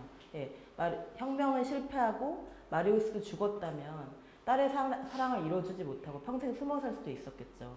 근데 그런 쉬운 길을 택하지 않고 그 마리우스를 어떻게든 살려가지고, 그건 사실 인간으로서는 할 수 없는 노동이거든요. 그거를 그 지하도에, 그 더러운 지하도를 건너가서, 예, 쇼생크 탈출은 자기라도 탈출하잖아요. 근데 이거는 자기가 죽을 수도 있는, 예, 그런 모험을 해서 자기가 사랑하는, 자기 딸이 사랑하는 이 남자를 구해준다는 것은, 그러니까 정말 우리가 사랑하기 위해서 그 누군가를 사랑하게 만들어주기 위해서 도와주는 그 힘들이 얼마나 소중한지를 보여주는 되게 멋진 이야기라고 봤던 거예요. 그래서 장발장은 스스로는 뭐 멋진 러브스토리의 주인공이 되지 못했지만 누군가에게 그 사랑을 이뤄주기 위해서, 예, 그런 일을 했다는 건 정말, 그리고 실제로는 그런 사람들도 많은 것 같아요. 예, 그러니까 우리는 그러니까 사랑의 주인공이 되는 것도 재밌지만 사랑에 이렇게 중매쟁이가 되는 것도 되게 재밌거든요. 그러니까 제가 연결시켜주는 커플들이 되게 많아요.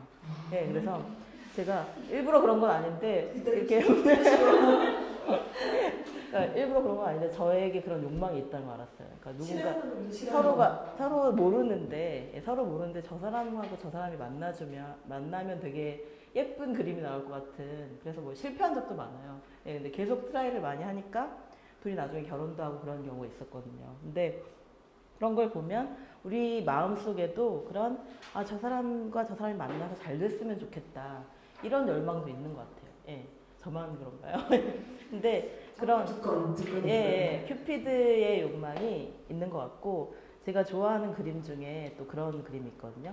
그 잠든 큐피드라는 카라바지오의 그림이 있는데, 큐피드가 이렇게 되게 귀엽고 통통한 그 아기 천사 같은 큐피드가 막 이렇게 막 자고 있어요. 이렇게 배 이렇게 큰 대자로 누워서 자고 있으니까 세상이 멈춘 거예요. 예, 카라바지오가 보기에 이 세상에 올림푸스의 12신보다 더 중요한 것은 에로스였던 것 같아요. 예, 그러니까 에로스는 12신에 들어가지 못하지만, 제우스처럼 위대한 능력도 없지만 모든 신들이 다 에로스의 화살에 맞으면, 예, 아폴론도 훅 가버리고 엄마였던 아프로디테도 훅 가버렸죠. 그 에로스의 화살 때문에. 근데 자기 자신도, 예, 그렇게 돼서 프시케를 만나서 사랑하게 되잖아요. 근데 이 에로스가 잠들었다는 것은, 그러니까 세상이 잠들었다는 뜻인 것 같아요. 사람들이 사랑하지 못한다면 정말 세상이 멈출 것 같고, 그리고 사랑한다는 것은 저에게는 그랬던 것 같아요. 그러니까 만약에 그 사람을 사랑하지 않았더라면 그 사람이 관심 있었던 그 세계를 몰랐을 것 같거든요. 그러니까 우리는 사랑을 통해서 그냥 어떤 사람에 대한 애착만을 가지는 것이 아니라, 내가 그 사람을 만나지 않았더라면 그 사람이 좋아하는 것, 그 사람이 무엇 때문에 힘든지, 그 사람의 고통에 대해서 배우게 되잖아요. 그리고 그 사람이 좋아하는 어떤 나와는 전혀 상관없는 취향 같은 것들, 예, 그런 것들을 배우면서 우리가 그 사람이 아니라면 몰랐던 그 세계 자체를 배운다는 거, 그게 사랑이 여전히 우리에게 놀라운, 예, 그냥 사이가 굉장히 안 좋아서 근데 좀 투르게네프는 첫사랑의 이야기만큼이나 굉장히 저는 충격적이었던 게, 투르게네프가 투르게네프 자신이 첫사랑에서 평생 벗어나지 못한 사람이었다고 하더라고요. 예. 그래서 이 이야기가 이제 블라디미르라는 원래는 이제 정말 귀족 청년이었고 정말 잘 나갈 것 같았던 그런 소년이었죠. 예. 그런데 옆집에 굉장히 아름다운 여성이 이사를 왔는데 지나이다라는 여성이 왜 그 남성들의 로망인 것 같아요. 옆집에 사는 누나가 정말 아름다운 너무나 쉽게 만날 수 있잖아요. 쉽게 만날 수 있는데 그런데 이 여자가 정말 매력적이기도 하고 좀 이렇게 말하자면 파무파탈인 거죠. 남자를 다룰 줄 아는 여자. 그래서 파티를 열어서 뭐 걸핏하면 파티를 열어서 자기를 좋아하는 남자들만 다 불러서 여자는 하나도 없어요. 남자들만 다 불러서 파티를 열고 굉장히 퇴폐적인 놀이를 하면서 날 잡아봐라 이런 거 하면서 노는 그런 모습을 다 보여주는 거예요. 근데 블라디미르는 그런 퇴폐적인 모습마저도 너무 사랑스러운 거죠. 그래서 왜 사랑이 시작되면 어떤 우리가 왜 콩깍지가 씌인다고 하잖아요. 그게 바로 이제 이성으로 판단하는 능력이 마비되는 거죠. 그래서 이 여성을 만약에 그 사람이 만약에 뭐 나의 누이라면 그러면 절대로 생각할 수 없는 그런 것도 다 허용이 되는 거죠. 만약에 내 여동생이 그러면 되게 싫겠죠. 그런데 내가 사랑하는 여자가 그런다면 너무 고통스럽지만 그래도 그게 그 여자가 좋은 거죠.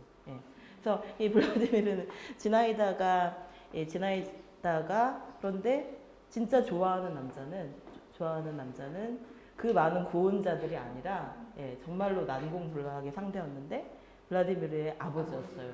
그러니까 이게 만약에 드라마나 영화로 만든다면 굉장히 콩가루가 될 수 있는 그런 상황인데 근데 그걸 너무 아름답게 표현해요. 투르게네프는 정말 그게 그 순간이 밝혀지는 장면이 진짜 가슴 아프죠. 아버지가 되게 멋있어요. 말 채찍을 고등에 차서 말을 막 달리는 장면 같은 거.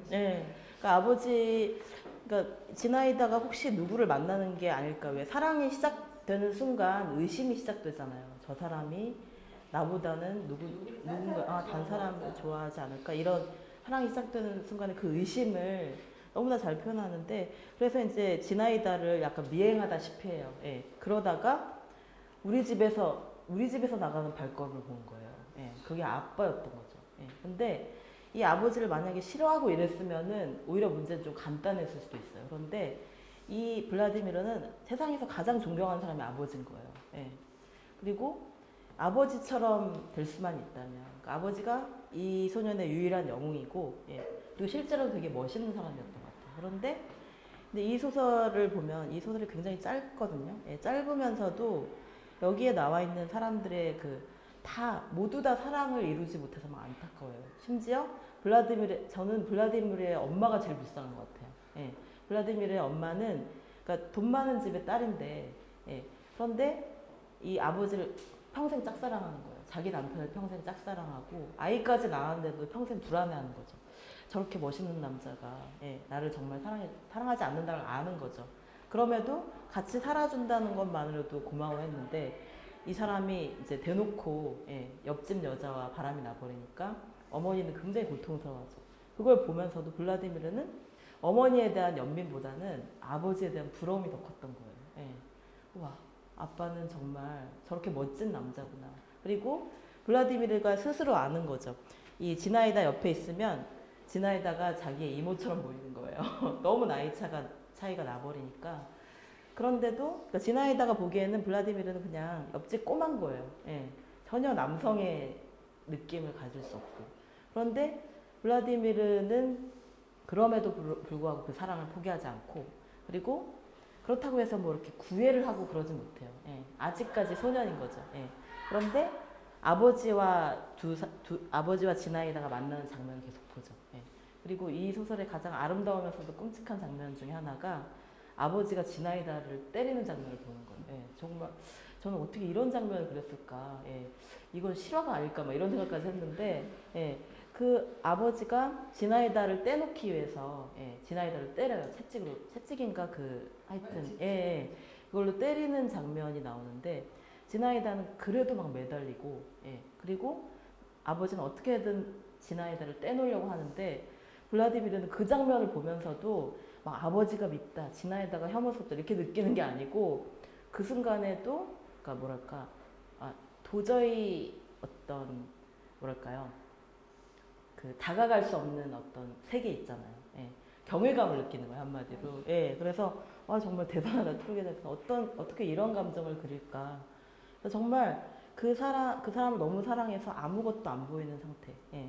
그래서 그 사랑이 삶의 유일한 그 스위치가 돼서 예. 그거 아니면 아무것도 예. 의미가 없는 그런 세계를 그렸는데 근데 불행하게도 지나이다는 어쩔 수 없이 다른 남자랑 결혼해서 애를 낳다가 죽고 예. 그리고 또 아버지는 그 사랑에 대한 회한 이런 것들이 분명히 원인이 됐던 것 같아요. 화병 같은 게 원인이 됐을 것 같아요. 그래서 아버지도 일찍 죽어요. 예. 근데 이 아버지의 유언이 되게 슬프죠. 슬프면서도 이렇게 무슨 독약 같은 느낌을 주는데 여자의 사랑을 조심하라는 거예요. 여자의 사랑, 그 달콤한 그 아름다움, 여자의 그 아름다운 사랑이 지닌 독을 두려워해야 된다고. 예. 그건 여자의 사랑은 두려움의 대상이라는 걸 가르쳐주면서 죽어요. 예. 근데 그렇게 그냥 끝나버려요. 예, 그렇게 끝나버리고 블라디미르는 그렇게 해서 뭐 새로운 사랑을 시작하거나 이러지 못하고 그 사랑의 시간에 평생 멈춰 있는 거죠. 예. 그래서 어떤 첫사랑의 원형을 너무나 잘 보여주는 것 같아요. 이렇게 지독한 첫사랑하기는 사실 어렵지만 그러니까 첫사랑 자체가 원래는 사실 이루어질 수 없는 것이고 우리가 원래 첫사랑을 할 때는 굉장히 어린 시절에 나이 많은 사람을 좋아하는 경우가 많잖아요. 예.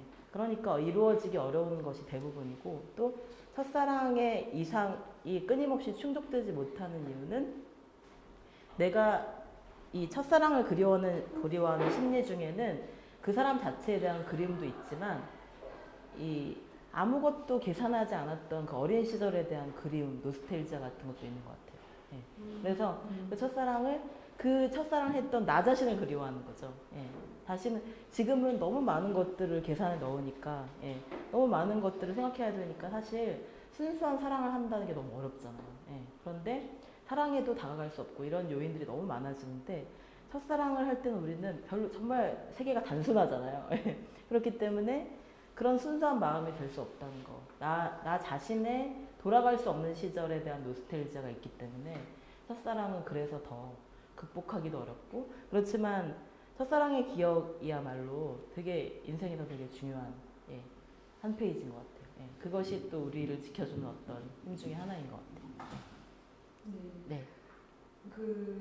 지금 향수? 노스텔지아라는 단어가 나오는데 생각이 나는데 체코의 각 나라마다 사랑의 고백이 나는 사랑이 읽어봤잖아요. 근데 푼데라의 표현에 따르면 체코에서는 나는 너를 사랑해라고 하지 않고 나는 너에게 향수를 느껴라고 말을 한대요. 근데 실제로 정체성 같은 데도 그런 표현이 나와. 내 앞에 네가 앉아있어요. 근데 분명히 내 앞에 같은데 앉아있는데 네가 그리운 거예요. 그 순간에. 마치 없는 사람처럼. 그래서 나는 너에게 향수를 느껴. 이거는 나는 네가 어떻게 지내는지 알고 있어야 되고 잘 지내는지 알고 있어야 되는데 그걸 몰라서 너무나 마음이 아파. 이게 향수를 느껴요. 나는 너에게 향수를 느껴. 그러니까 어떤 시절에 대한 향수이기도 하지만 어떤 사람에 대한 향수인 거예요. 그래서 나는 너에게 향수를 느껴라는 체코식 사랑의 고백을 제가 한번 써먹은 적이 있죠.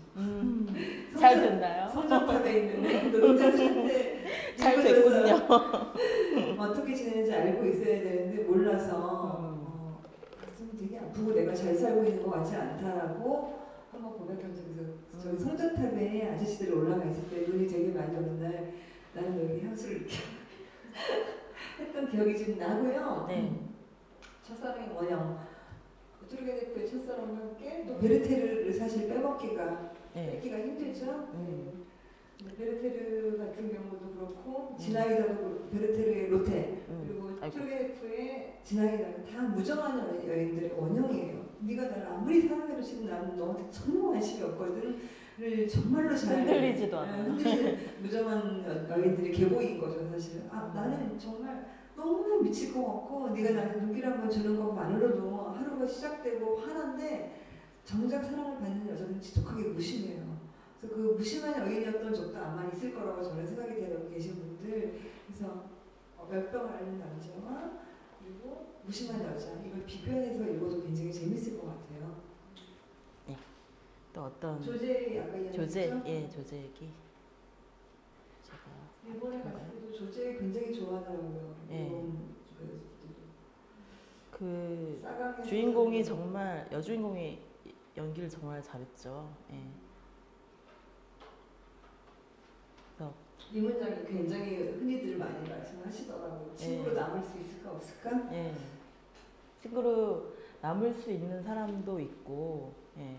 정말 아닌 경우도 있는 것 같아요. 근데 아닌 경우 중에 여러 가지 원인이 있는데 만나면 다시 또 사귈 것 같아서일 수도 있고, 예. 그리고 다시 또 똑같은 이유로 헤어질 것 같아서 그런 거일 수도 있고, 그리고 이 경우는 말하자면 이 스네오에게는 그러니까 조제를 사랑한다는 것이 정상적인 세계에서 배제된다는 의미였기 때문에 다시는 그 어떤 갇힌 세계로 돌아갈 수 없었던 거죠. 그러니까 수족관이 계속 나오거든요. 그러니까 그 수족관이 바로 그러니까 어떤 외부의 자극에서도 자유로운 세계, 그러니까 어떻게 보면 자유로운 세계인데 사실은 배제된 세계인 것이고 그 둘만이 그러니까 밀폐된 세계인 거죠. 예, 다른 세상과는 섞일 수 없는 그런 세계의 상징이었던 것 같아요. 그래서 이 조제와 호랑이와 물고기들이라는 이 소설에서 소설과 영화가 좀 내용이 달라요. 예. 근데 소설에서는 소설이 좀 더 현실적으로 예, 어떤 면에서는 더 현실적인데 그러니까 둘이 헤어지는 장면에서 끝나는 것이 아니라 둘이 그냥 계속 그 상태로 사는 거. 완전히 밀폐된 상태에서 사람들과도 잘 오가지 않고 또 부모님과도 만나지 않고 어떤 행사 같은 데도 안 가고 그냥 둘이만. 근데 그 관계도 아마 예, 그러니까 계속 지속되기는 어려웠을 것 같아요. 예. 그런데 이 두 사람은 처음에 이 스네오가 조제를 사랑하게 되는 계기는 보통 여자랑 너무 달랐던 거예요. 보통 20대 여성들은 굉장히 생기발랄하고 어떻게 하면 더 예쁘게 보일 수 있을까 막 고민하고 이런 게 정상이잖아요. 근데 이 조제의 이미지는 다락방에서 꺼내온 낡은 인형 같았다고 얘기를 해요. 예. 그러니까 다락방에서 꺼내온 낡은 인형처럼 뭔가 이 삶에 대한 적극성이 전혀 없는 거죠. 예. 전혀 없고 그리고 남한테 예쁘게 보이고 싶은 생각도 없고 세상과 접촉을 안 해본 거죠. 예. 그리고 또 굉장히 좀 사실은 그건 학대인데 할머니가 이 수레 같은 데 넣어가지고 밤에만 보여주잖아요, 세상을. 예. 그러니까 굉장히 어떻게 보면 학대받는 애기도 했고 그리고 할머니 입장에서는 그 아이를 보호하는 방식이 그거였던 거죠. 남들에게 손가락질 당하지 않기 위해서 아예 낮에는 세상을 안 보여주는. 그런데 이 조제는 츠네오를 통해서 츠네오가 처음에는 호기심과 연민 때문이었는데 점점 더 진짜 사랑하게 되죠. 예. 사랑하게 되면서 둘이 같이 살게 돼요. 그리고 할머니가 돌아가시면서 둘이 이제 더 예, 애틋해지게 되죠. 그래서 할머니가 보기에는 조제는 망가진 몸이었는데 츠네오가 보기에는 정말 보통 여성들에게서 볼 수 있는 어떤 약간 그 어장 관리를 하거나 잔머리를 좀 쓰거나 이런 면이 전혀 없었던 거예요. 너무나 이렇게 좀 정말 순수하고 예. 그러니까 자기가 지금까지 본 여성과 너무 달랐기 때문에 아마 그 다름에 매혹된 것이 많았던 것 같아요.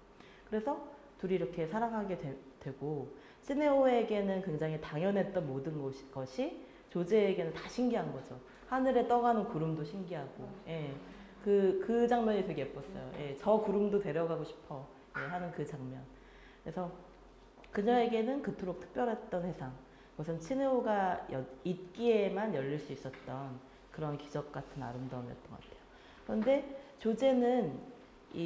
조제에게 이 경쟁자가 나타나죠. 예, 까나에라는 굉장히 예쁜 20대 여성이었는데 이 친구는 이 츠네오가 자기보다 이 여자를 더 좋아하는 걸 이해를 못하는 거예요. 예, 그래서 장애인 주제에 내 애인을 뺐다니 하면서 때리죠. 예, 장애인을 때리기까지 하죠. 예, 그래서 근데 이 조제가 너무 용감한 게 그럼 너는 네 무기가 부럽다고 얘기하니까 조제도 그럼 너도 다리를 잘라 이러는 거예요. 그러면서 지지 않고 응수하는 그 모습이 되게 매력적이죠. 예. 그래서 이 둘의 관계도 그러니까 서로에게 빚지지 않은 거죠. 빚지지 않고 그냥 나도 걔를 그렇게 해서 정말 조제가 그 순간에 이긴 거죠.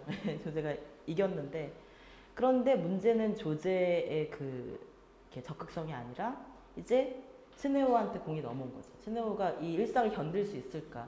그래서 제가 영화를 보면서 좀 안타까웠던 장면들이 되게 많았는데 그 중에서 하나가 조제가 사실은 휠체어를 타면 스네오가 덜 힘들잖아요. 그런데 안 타는 거예요. 예, 안 타고 꼭 업혀가려고 하는 거예요. 예. 그 장면이 왜 저럴까? 예, 그래서 처음에는 그게 되게 이해가 안 됐어요. 그게 그러니까 사랑한다면 좀 덜 힘들게 해줘야 되지 않을까? 이런 생각을 했었는데 굳이 업혀가려고 하는 그 모습을 보면서 예, 좀 그 장면은 나중에 이해가 됐어요. 좀 나이가 드니까 정말 사랑한다면 그럴 수도 있다는 생각이 들었어요. 그리고 이 뭔가 짐을 덜어주려는 그런 시도보다는 그냥 나를 있는 그대로 받아줬으면 하는 그 마음 있잖아요. 네가 나를 업을 수 없다면 그냥 지금 포기해. 예. 이런 메시지로 읽히기도 하더라고요. 예. 그래서 그건 제 생각인데, 예. 근데 그 장면이 좀 안타깝긴 했어요. 그런데 끝까지 한번, 예. 네가 나를 견딜 수 있는 무게를 한번 끝까지 견뎌봐. 이런 느낌을 가졌던 것 같아요. 예. 근데 아마 그렇게 하지 않았어도, 예. 휠체어도 좀 타고 덜 힘들게 했어도 스네오는 떠날 수밖에 없을 것 같아요. 예. 그리고 근데 이 영화가 약간 사실은 좀 걱정되는 측면은 그럼에도 불구하고 잘 사랑하고 잘 사시는 분들도 많거든요. 예. 한쪽이 좀 장애가 있더라도. 예. 그래서 이게 마치 사랑하지 그것이 사랑의 어떤 장애물처럼 여겨지지는 않았으면 좋겠어요. 근데 이거는 조제의 어떤 걸을 수 없다는 그 현실이라는 것 하나의 은유일 수도 있을 것 같아요. 예. 보통 사람에게도, 예. 그냥 걸을 수 있는 모든 사람에게도, 왜, 정말 결핍이 있잖아요, 누구나 다 결핍이 있는데, 그 결핍에 대처하는 태도에 따라서 이 사랑을 지속할 수 있는가, 없는가의 그 판가름이 날 수 있는데, 결핍을 그냥 그러니까 정말 이 사람은 사실 스네오는 받아들이지 못하는 거예요. 예. 끝내는 받아들이지 못하는 거고, 그리고 이걸 계속 짐이라고만 생각하는, 예. 거기서 벗어나지 못한 것 같아요. 예. 그게 좀 안타까웠던 것 같아요. 예. 우리가 그 사랑을 할 때 예. 흔히 사랑에 겪는 환상 중에 하나가 사랑은 이 험한 세상의 피난처, 우리들의 안식처, 보금자리라고 생각하는 과정에서 저는 일단 그 생각에 절대적으로 반대를 하고요. 사랑은 좀 한국 출연지 떠나는 것, 여기서 힘을 내서 떠나는 것, 어딘가 걸음을 내딛어야 되는 곳이라고 저는 생각하고 절대 숨어있는 곳은 아니라는 느낌이 들고요. 일본 소설에 참 이런 여주인공이 많이 나와요. 얼마 전에 일본스러웠어. 네, 상실의 집, 그리고 미도리 같은 경우는 그렇죠. 나를 얼마나 사랑하는 증거를 대기를 보기를 원하는 거죠. 딸기 케이크를 사와 오늘 점심 후에 네가 딸기 케이크를 사오면 나 이거 창밖으로 던져버릴 거야. 나는 치즈부스가 먹고 싶어. 이게 나한테 사랑이야라고 말을 하는 거죠. 나를 사랑한다는 증거를 대봐인 거예요. 증거가 없잖아요. 근데 이런 병적인 주인공들의 세계가 사실 있는 거죠. 아까 안나까리나 정확히 말을 했어요. 살고 싶은 거예요. 증거가 필요한 게 아니에요. 우리 둘이 같이 살고 싶은 거예요. 어떻게 살고 싶냐지 끝없이 서로 증거를 대고 증명을 하는 문제로 하나될 수 없는 게 더 큰 선물 좀 더 큰 사랑을 하는 건가요? 사실 절대 아니라고 저는 생각을 하고요. 할 말이 있으면 습관적으로 까먹었네요. 네.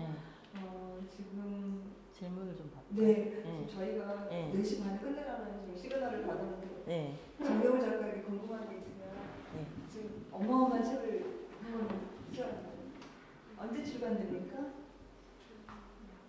다음 주? 네. 네. 그런 질문하지 말고요.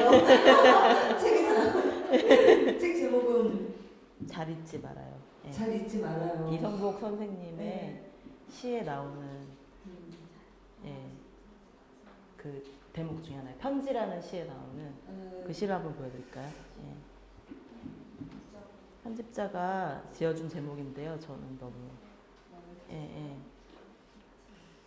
또 왜 사랑이라는 것 자체가 되게 역설적인 것 같아요. 사랑하는데 저는 어렸을 때는 되게 이해 못했거든요. 사랑하는데 왜 보내주지?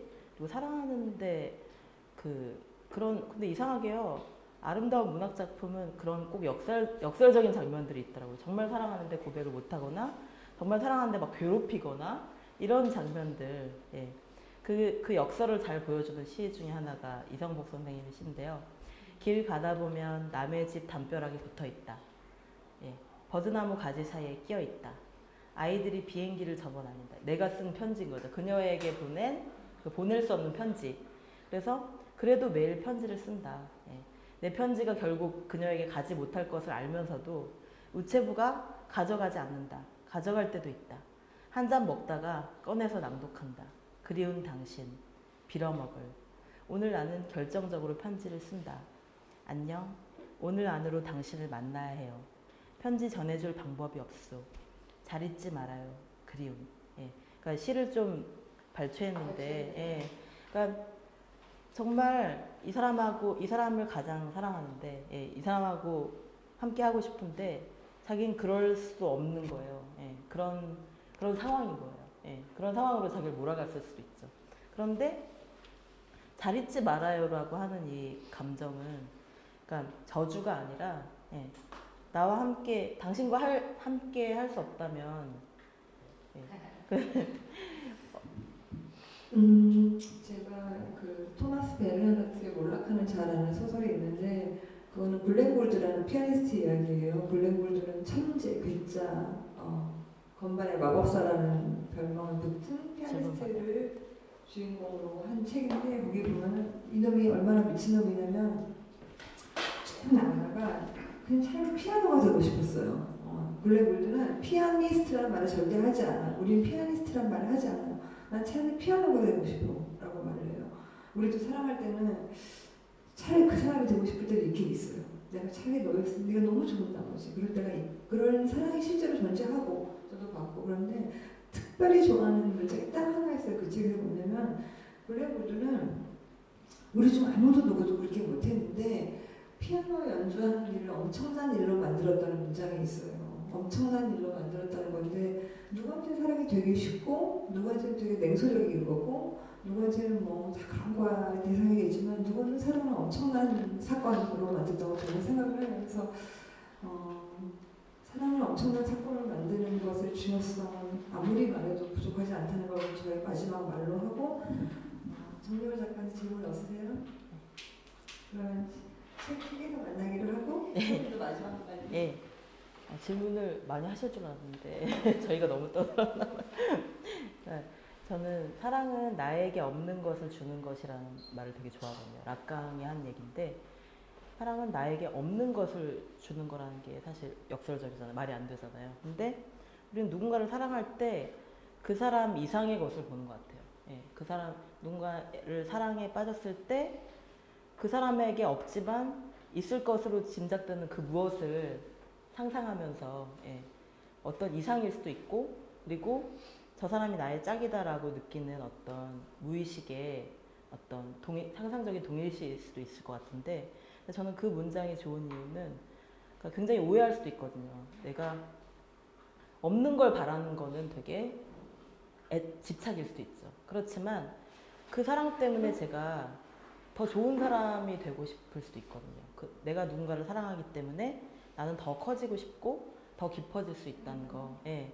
그런 그 우리 안에 숨은 힘을 이끌어내주는 게 바로 사랑의 힘인 것 같고 그래서 저는 20대 때는 그러니까 저 사람에게 내가 사랑을 고백했을 때 만약에 거절당할 가능성이 조금이라도 있으면 고백하지 않는 게 상책이라고 생각했어요. 그런데 지금은 그러니까 사랑에 실패하지 않는 비결이 있다면 정말 제 식으로 있다면 더 많이 사랑하는 수밖에 없을 것 같아요. 예. 저 사람이 아무리 나한테 막 상처를 주고 저 사람이 아무리 다른 사람을 더 좋아해도 그 사랑이 내가 더 많이 사랑하면 내가 더 많이 사랑하고 그리고 우리가 연애할 수 없거나 결혼할 수 없어도 내가 사랑할 수 있는 어떤 방법이 있을 거라고 생각해요. 예. 그 사랑을 지속할 수 있는 방법이 있다고 생각하는데 그건 사랑을 주는 것인데 그 사랑을 주는 그 행위를 통해서 훨씬 큰 만족이 있을 수 있거든요. 예.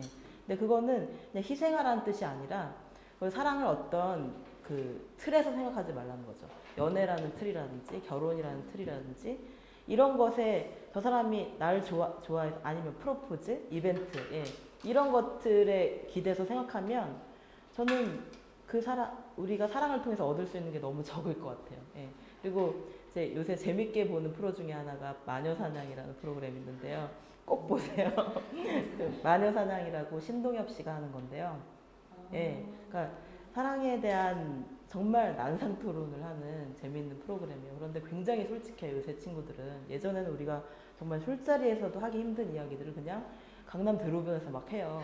그런 게 너무 좋아 보이고 좀 그러니까 어떤 면에서는 연애에 대해서는 굉장히 개방적이고 또 어떤 스킨십에 대해서는 굉장히 오픈돼 있는데 예전보다는 그런데 사랑에 대해서는 연애는 더 잘하게 됐는데 사랑에 대해서는 좀 더 우리가 더 뭐랄까요 깊이가 약해진 것 같아요. 그러니까 현대사회가 그렇게 만들죠. 사람들을 어떤 유혹하고 막 이렇게 멋지게 보이고 그런 허영을 막 키워주긴 하는데 사랑의 지속 가능성에 대해서는 고민을 덜하게 만드는 것 같아요. 그렇기 때문에 우리가 사랑을 하면서도 항상 결핍을 느끼고 이거 뭔가 좀 부족한 게 아닐까? 끊임없이 다른 관계랑 비교하고. 근데 이러지 않는다면 내 사랑을 더 크게 저 사람의 사랑과 관계없이 저 사람이 나를 얼마나 사랑하는가와 관계없이 내 사랑을 더 키우는 법. 저는 그걸 더 고민하게 되더라고요. 그러면 상처받을 일이 별로 오히려 제가 더 많은 것을 느낄 수 있는 것 같아요. 여기 낙관기용 우리데카 이 가세트라는 작가가 나오죠. 네. 제가 특별히 굉장히 좋아하는 작가인데 스페인의 철학자이고 사랑에 관한 아름다운 책을 냈어요. 사랑에 관한 연구라는 책 기회 있으시면 읽으시면 좋을 거고 거기 아까 제가 말한 욕망과 사랑이 어떻게 다른가 이야기도 좋고 그 다음에 사랑하는 이여 당신은 어디 있던지 나의 중력입니다. 당신이 이끄는 곳으로 나는 갑니다. 라는 문장도 나오는데 이 지구에서 어떻게 발딛고 살아야죠. 저희도 내가 어느 땅에 어떻게 서 있는지 알 수 없지만 그때 나를 확실히 잡아주는 중력으로 존재하는 어떤 존재에 대한 믿음 그리고 그런 거는 저희한테 필요할 거라는 걸로 마지막 인사를 드리겠습니다. 또 한 문장만 더 이렇게.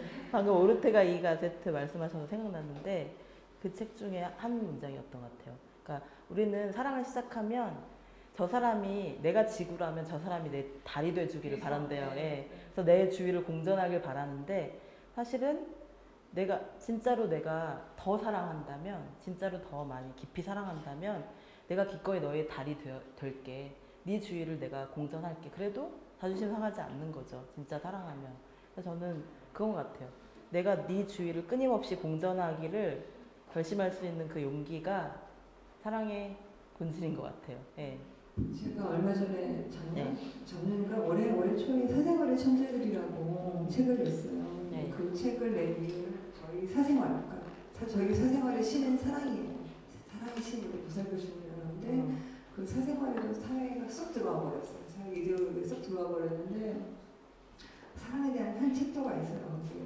두 챕터가 있어요. 하나는 자기 자신을 사랑하는 법에 대한 챕터가 있고 또 하나는 타인을 사랑하는 법에 대한 챕터가 있는데 그게 뭐였냐면 어떤 동물학자 이야기예요. 그 긴팔 원숭이를 쫓아다니는 동물학자, 우리나라 유일한 영장의 동물학자 이야기인데 그 사람이 이렇게 인도네시아 밀림에 살다가 뭐라고 정의했냐면 한 동물은, 한 생명체는 그 서식지에 대한 완벽한 표현이라고 말을 했어요. 그 땅에서밖에 못 사는 어떤 동물들이 존재하는 거예요. 이를테면 강정마을에서 왜 그 바위를 브럼비를 이렇게 파괴하지 말라고 그럴까? 거기서만 사는 애가 있단 말이에요, 사실은. 그래서 우리 한 생명체는 어떤 곳에서만 살 수 있는 서식지에 대한 특별한 표현이라는 말을 그 영장학자가 하더라고요. 그러면서 사랑도 마찬가지다. 사랑도 우리가 아무 데서나 막 꽃이 활짝 피우고 만개하고 너무 잘 나가고 할 수 있는 게 아니에요. 특별한 어떤 사람, 어떤 땅에서만 그렇게 될 수 있단 말이죠. 그래서 그 아까 사랑은 뭘 키우는 거, 잘 키우는 거. 그러니까 공전, 더 사랑하는 거 이런 거, 여성성이라는 거 그런 거 같아요. 머리를 키워낼 수 있다는 거 같거든요. 그래서 제가 책에는 그렇게 썼어요. 나는 너를 사랑해라는 말을 이제는 너의 서식지가 될게, 내가 너의 서식지가 될게, 너의 토양이 될게, 이렇게 바꿔보면 어떨 거라는 말을 썼던 게 지금 이 모든 말들과 함께 기억이 납니다. 덧붙이면? 훌륭하세요. 그러면은 내일도 김세윤 작가와 어디선가 하고 있을게요. 안녕히 계십시오. 네, 감사합니다.